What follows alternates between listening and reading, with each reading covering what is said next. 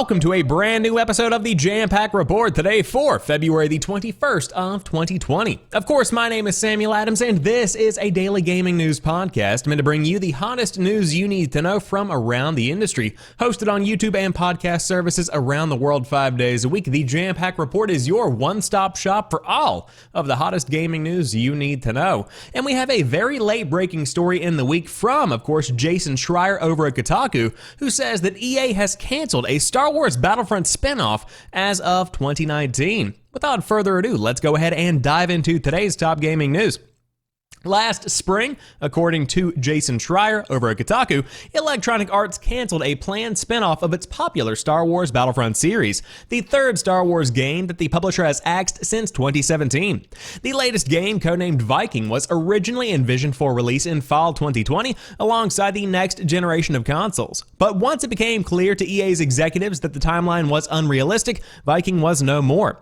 This account is based on interviews with 6 people familiar with EA's inner workings, all of whom spoke anonymously because they were not authorized to speak to a reporter about canceled projects. The backstory of Viking is itself worthy of a Star Wars intro scroll. It started off a long time ago, 2015, in a galaxy far, far away, San Francisco, at the EA-owned studio Visceral Games, which spent 2 years developing a Star Wars heist game called Ragtag under the well-known director Amy Hennig. In October 2017, EA shut down Visceral and canceled Ragtag, although it said that Ragtag's art assets would be shipped up to the Canadian game studio EA Vancouver for a brand new open-world Star Wars game. That second game, Orca, was in development all throughout 2018 until it too was canceled by EA. Kotaku broke the news of Orca's cancellation last year, and at the time we reported, says Jason Schreier, that EA Vancouver was spinning up a smaller Star Wars project to replace it, one that will be planned for release in fall 2020 alongside the next-gen PlayStation and Xbox. Electronic Arts executives like to call it a financial hole that needed filling. This third game was called Viking, and it was designed as a spin-off of the Star Wars Battlefront series with open-world elements. The plan was also for EA to bring in yet another studio to help out, Criterion, based in London, England, which was previously best known for racing games like Burnout and Need for Speed, but had in recent years expanded to more games. EA Vancouver spent some time designing ideas and prototypes for Viking, and Criterion came aboard soon afterward. That was when the problem started. Although Criterion was on paper the lead studio, the logistical challenges of cross-country game development made that a difficult proposition. As one person involved with the game said, quote, "Too many cooks was a running theme. Criterion leads an ambitious vision for the game, aiming to put a strong focus on story and characters. It soon became clear that Viking would never be finished in just a year and a half, and EA's executives had no interest in extending the timeline. Viking was canceled in the first half of 2019, although this news has gone unreported until now. That fall 2020 financial hole will go unfilled. Criterion has now taken back the Need for Speed series, and EA Vancouver is supporting other EA studios like BioWare and Respawn on games like Anthem 2.0 and Apex Legends. EA Vancouver also works on many of the company's sports games. In May of 2013, Electronic Arts signed an exclusivity agreement with Disney for core video games, in other words, the ones on consoles and PCs, that has led to a turbulent, fairly disappointing decade for Star Wars games. Today, EA has 2 new Star Wars games in development, a sequel to Jedi Fallen Order at Respawn, and a smaller, more unusual project at EA Motif in Montreal, Canada.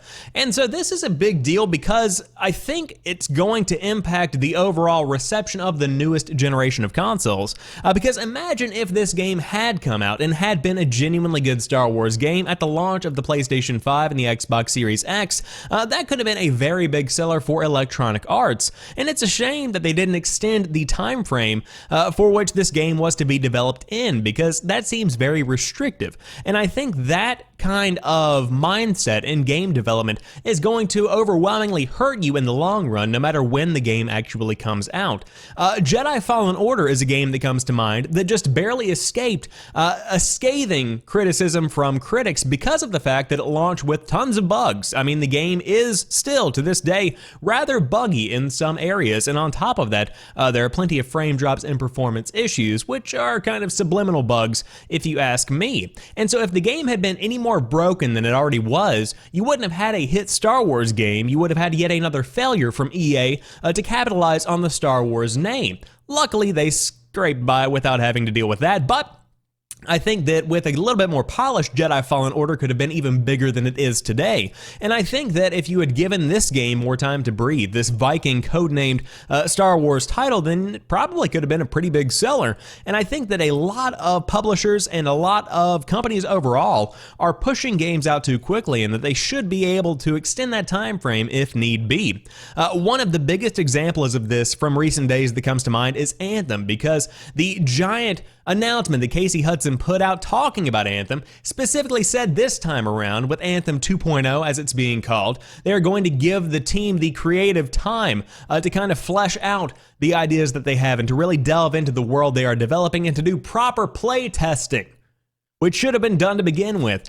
That's the kind of statement that you never want to have to make as a PR guy and overwhelmingly as a video game development company. So right now, the news is EA canceled a Star Wars Battlefront spinoff last year, the third in just a small strand of years. However, Nvidia's GeForce now has lost yet another giant collection of games, this time from Bethesda Softworks. It's the second major publisher to pull its catalog following streaming services launch.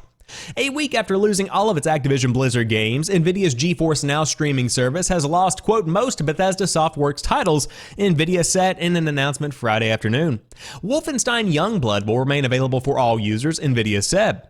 An Nvidia representative later told Polygon that Youngblood will be the only Bethesda title to stay on the service, and other Bethesda games leaving GeForce Now include the remainder of the Wolfenstein series, Fallout 3, 76, and New Vegas, The Elder Scrolls V Skyrim and its Special Edition, Doom 2016, Dishonored and Dishonored 2, and The Evil Within 2.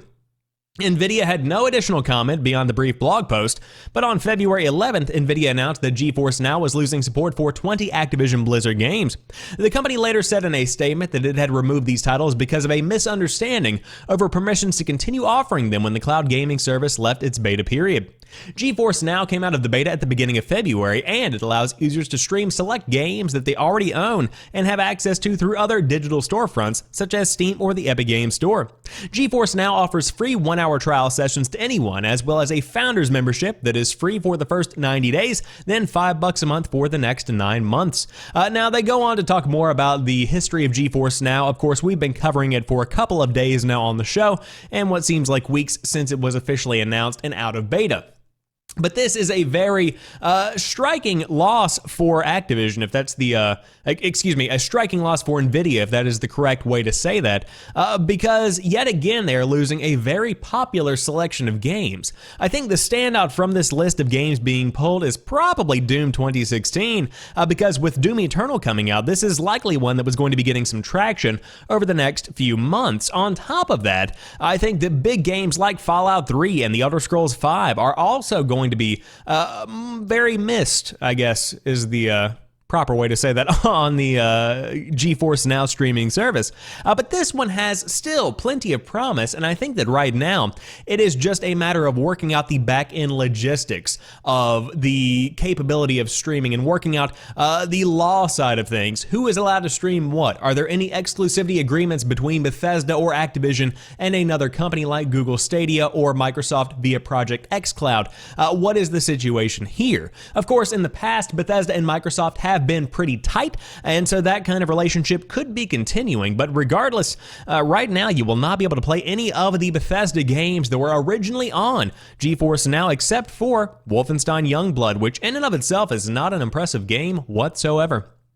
However, moving on to the next topic of the day, Valve's Index VR production has been impacted by the coronavirus. Expect to see far fewer Index VR units for sale than it originally planned. We are just about a month out from the launch of Half-Life Alyx on March 23rd, and like so many other things, it is seeing some impact from the coronavirus outbreak.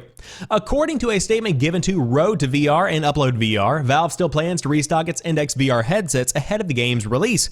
However, over the next few months, the company says, quote, "We will have far fewer units for sale during the coming months compared to the volumes we originally planned," end quote.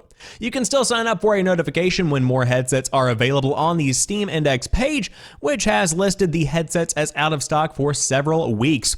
And this is yet another example of a product being impacted by the coronavirus. Of course, we have seen the impact as far as Nintendo goes, with the Switch being in a bit of a short demand. On top of that, we also have the cancellation of PlayStation and now Facebook Gaming from both PAX East and GDC, which is a very big deal in and of itself as well, because that is a good pair of PR opportunities for both teams. And the impact of the giant global pandemic continues, with Valve's NX VR still running into issues as production continues on the new piece of hardware that should be launching in just a couple of weeks. Now, this is a very big deal because this is one of the biggest VR products of the year, and on top of that, for it to be in short demand is certainly going to impact sales early on, especially considering how desired, how sought after Half-Life Alyx is. That is a very big game, arguably one of the biggest of the year, even though it is just a VR game. And so to see it limited by the amount of course, VR headsets that are going to be available is certainly a piece of bad news to be sharing, but one that you should stay up to date on if you are trying to get in early on the Valve Index headset. However, PubG players on Xbox One and PS4 can now party up. Cross-party play support is coming in update 6.2 live on the test servers now. PubG players on PS4 can now test out cross-party play with friends on Xbox One. That is, they can invite one another into a single party across the platforms. The feature is part of the forthcoming update 6.2 and is now available on PubG's public test server, which is free to anyone who owns a copy of the game. Cross-party support follows cross-platform play between Xbox One and PS4, which came to the game this fall. Note that cross-party support is only between the two consoles. Obviously, there is no cross-platform play with PC users because of the aim advantage in keyboard and mouse setups. Public test server access can be found in the Microsoft Store for the Xbox One, and PS4 players can find it in the purchase section of their console's games library. Update 6.2 will also bring the 8v8 team deathmatch to the Karakin map, which is designed to be a faster arcade-style map, and team deathmatch involves unlimited respawns, no knockdowns, and turns off friendly fire.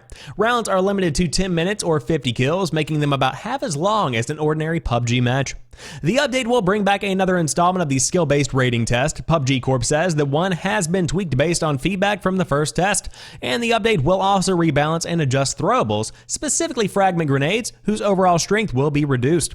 These changes and more were announced last week and added to the PC version of the game on Wednesday, but again, they are coming very soon to the PlayStation 4 and the Xbox One. Now, this is very neat because, of course, cross-play was enabled. This is cross-party, which is great for people that want to play PUBG in the same way that they play Fortnite, which is the first example that comes to mind, where you can just invite people, regardless of console or regardless of platform, and play together and go ahead and squad up in the lobby. You can do the same thing in Modern Warfare, and it's cool to see because, for me, this is basically signaling the end of the console wars, which is what we've been talking about for roughly the past decade, maybe even two. And so with that being kind of quelched, with that being put to the side, I think now we are going to be seeing more people trying to buff up their exclusives when it comes to what makes a console worth buying over another. And I think that is a fantastic move for gamers overall, because now you get more value for your console, but you aren't restricted as to who you can play with. And I would say that the overall trend of many people going with the Xbox 360 is what directly led many people to get an Xbox 360 for the PS3 360 generation. I had a PS3 for the longest time, but all of my friends played on Xbox 360, so I ended up getting one at the end of the generation. And I think that probably is something that also followed in a trend for the PlayStation 4 for the current generation. Now we don't really have to worry about that much anymore, and it should be interesting to see how that impacts sales as the new consoles roll out. Now moving on, the first Apex Legends map is returning for a weekend-long event. Kings Canyon is available to play through a separate playlist. If it's been a while since you played Apex Legends, you might want to take some time to return to the game this weekend. Starting today through February 24th, Respawn Entertainment is bringing back Kings Canyon, Apex's original map, as part of a separate playlist. What's more, the Kings Canyon that's available to play this weekend, that's a lot of is the original launch version, not the tweaked variant that came with the game's second season. Respawn took Kings Canyon out of the game's map pool when it released Apex Legends' third season in October, and at that time, the studio said it would bring back the map after it had time to study, quote, data, sentiment, and feedback. And thanks to a GameStop report from earlier this month, GameStop not reporting on anything, barely breathing. But GameSpot from earlier this month, we knew Respawn planned to bring the level back, but at the time it seemed like it wouldn't happen until sometime in late March. This weekend's event seems like a prelude to a more permanent return. This is good news for Apex Legends players because so many people really just left the game after Kings Canyon was taken out. Now that's not to say that the second map is bad, but it just isn't the same map that people fell in love with the game in. And so in the same way that you see Modern Warfare bringing back iconic maps like Rust, like Bog for Modern Warfare Remastered, like so many of these games that continue to return to their roots even though the sequel is out or updates have been passed, that's what we're going to be getting with Apex Legends, and that's not necessarily a bad thing. In the same way that the original map in PubG will always be the PubG map, you are going to be seeing Apex Legends directly associated with Kings Canyon. And I don't think that's ever going to change, nor should it. But it's interesting to me that the one game that has seemingly evolved from that kind of setup is Fortnite, because the newer maps tend to be pretty well adopted. Of course, some people complain about the layout, or some people complain about the changes that are made mid-season. But still, Fortnite seems to have avoided that one. Might be worth looking into. But if you do want to dive back into Apex Legends for the OG Kings Canyon, it's coming this weekend in a playlist that is live now. However, if you don't want to play Apex Legends, I've got a freebie for you over the weekend. Dying Light is free to play on PC with a new story mode difficulty, celebrating 5 years since launch. 5 years after launch, Dying Light is still hanging in there, and then some. Techland is celebrating the parkour zombie survival game's 5th birthday with a month of in-game events, including new weapon DLC, a new difficulty option below normal called Story Mode, and a free weekend promo on Steam. Dying Light is free on PC until 10 a.m. on February 23rd, 2020, and it's also discounted if you did want to pick it up. Story Mode plays around with a handful of factors to make life easier. Zombies deal less damage, you deal more, the impact of falls has been cut in half, and you won't run out of stamina as much. The best part, you lose 50% less XP if you die, and days are 25% longer, nights are 25% shorter, and traders will pay 20% more for your wares. On the flip side, Story Mode dishes out about 50% less Legends experience. Out of curiosity, the author says, I checked today's most played games list on Steam, and Dying Light is in the top 50, with just over 15,000 concurrent players at the time of writing this post. The legs on this game. I know Dying Light 2 production has not been the easiest. As a reminder, it slipped out of its spring 2020 launch window and no longer has an estimate, but Techland has to be feeling good about the sequel. The series has done nothing but grow its fan base over the past 5 years. It'll hit the ground running whenever the game does end up launching. But there you go. If you want a free game to play over the weekend, Story Mode has launched in Dying Light, which means if you really dedicate yourself to it, you could probably finish the entire story over the course of the next couple of days. But the game has continued to grow and evolve. New additions have been made to the game, new story DLC, etc. Totally worth diving into if you do want to check it out over the coming days. But that rounds out today's episode of the Jampack Report. If you enjoyed this one, drop me a like down below and let me know what you thought about today's show. I would love to see you click that subscribe button if you are not already, and leave me a like if you enjoyed today's program. But until next time, you guys have a phenomenal rest of the weekend. I'll talk to you soon, and peace.